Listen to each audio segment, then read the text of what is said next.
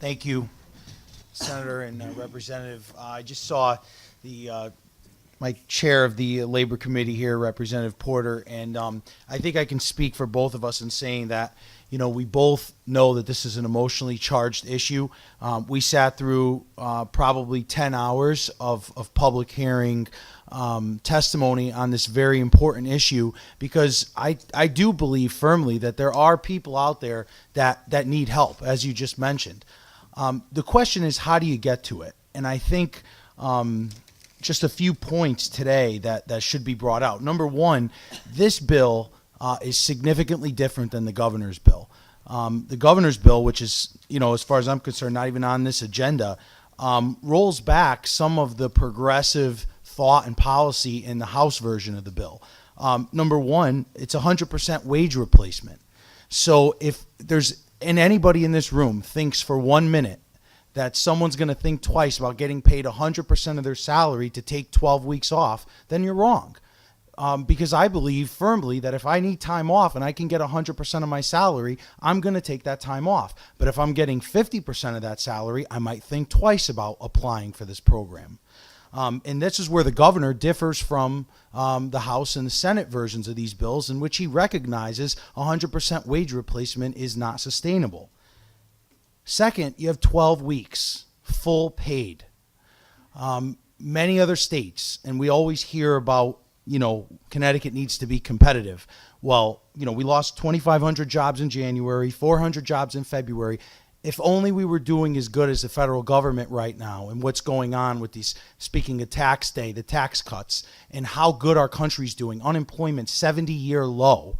I wish we could say that about Connecticut, but we can't. We're not at a 70-year low.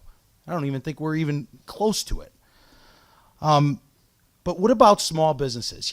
I'm fortunate. I work in a small business. My parents have owned and operated a small electrical company, real estate company for the better part of the last 30 years.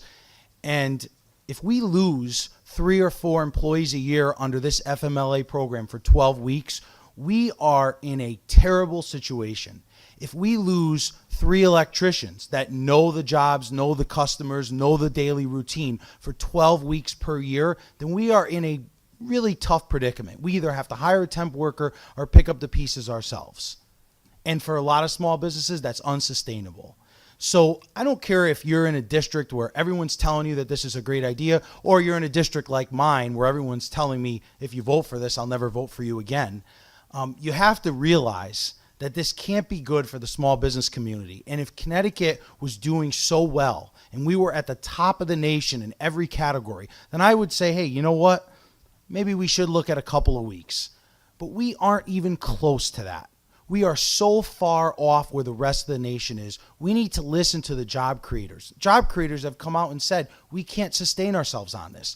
The states that have passed this, California, Delaware, Massachusetts, Rhode Island, what do those states have in common? I think we know what those states have in common. We're grouped in with those states, and not for good reasons. We want to be in the category of a state that's striving financially. This bill doesn't get us there. We have a federal FMLA law. I believe it calls for 50 employees or more. I asked a question during the public hearing.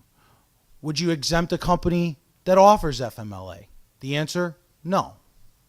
Is the state exempt? The answer, yes.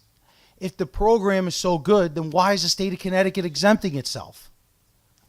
I can't understand the logic. If we're going to say, hey, everyone has to pay 1/2 of 1%, then let's make everyone pay 1/2 of 1%. Not just the businesses that have 1 or more employees. It's like the argument about the tolls. Are the legislators going to pay tolls, or are they exempt? We don't know. People are worried. They are worried. And they're looking at a bill like this and they're saying, you know what? You're going to tell me that I have to pay a tax of something that I may never use, but the state government doesn't have to pay that tax. It's just unfair. So I'll end with this because I know there's other people that want to speak. It certainly is an emotional issue. I understand that there are people that really need to utilize FMLA. But the question is, how do we get there in a way that we incorporate the job creators and those that are telling us, please, halt the brakes. You guys are really taking a step over the boundary this year with all of these bills. This isn't the only bill, by the way. Everyone knows that. And my final comment is about, who and who isn't a family member. I have so many people that are close to me that are considered, like I would say, family. I would consider family. I have people that live on my street that are like family. I would love to take care of them if I could.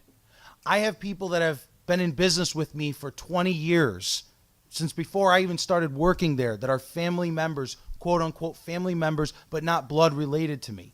Does this bill cover that? The answer is yes. You can actually leave for 12 weeks to care for someone that isn't directly related to you. That is concerning as a business owner, as someone who works in a small business. I'm going to lose someone who perhaps has a sick aunt in California for 12 weeks. I'm not saying that the sick aunt doesn't count, but I'm concerned that it goes a step too far. It isn't a spouse or a mom or a dad. It's someone that can be considered the equivalent of a family member. So those were the concerns I raised in the Labor Committee and the same concerns I raised today. And I really hope that this committee will at least take a look at this and hold it off until we at least see the governor's bill. Out of respect for the newly elected governor, we at least look at his version of this bill before just passing it out of committee. Thank you.